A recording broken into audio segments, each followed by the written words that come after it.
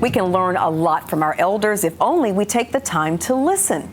Brendan Hare listened, and now he's sharing insights and inspiration from senior stories in his book, Life Lessons from Lives Lived Fully. Brendan joins me now. So nice to have you here. Well, thank you for having me, Belinda. So what prompted you to write this book? Well, what really prompted me to write the book were all the drug company advertisements. Oh, Every night on the 6 o'clock news, they were bombarding me with the messages that pretty soon I was going to be feeble, and then I was going to be confused, and worst of all, I was going to become cute.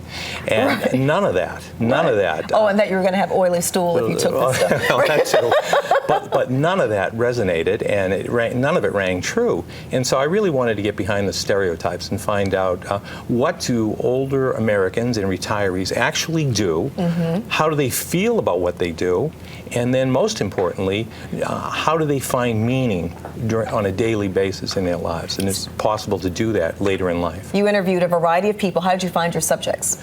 Oh, I found them, really, it's just like selling Girl Scout cookies. You know, you start out with family and friends, and then as your confidence grows, your circle gets wider and wider, and finally I got so confident about the merits of the project that I would just pitch anybody that I thought was interesting. Governor McGreevey, a Nobel Prize winner, doctor, a former Marine Corps general, famous athletes, that sort of thing. All right, let's talk about some of the people you talked with, starting with 94-year-old Susumu Ito? Okay, yes. Susumu Ito is a Congressional Gold Medal winner, and he won that award for his service with an all-Japanese American brigade for their fight in World War II in the European theater. And he participated in that while his family was interred in a camp in Arkansas.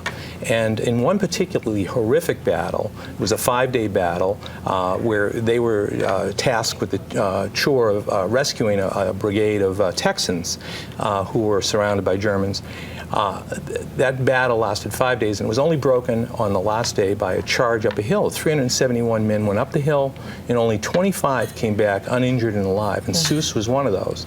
And he resolved that day to only do things that he enjoyed in his life. And those weren't frivolous things or silly things. He became a PhD in microbiology, taught at Harvard Medical School, and even to this day, at 95, he's still pursuing meaning and fulfillment in his life. Okay, quickly tell me about 92-year-old Esther Mae Parsons. What words of wisdom did she share? Her words of wisdom is keep putting yourself out there, and the fun never stops, is really it.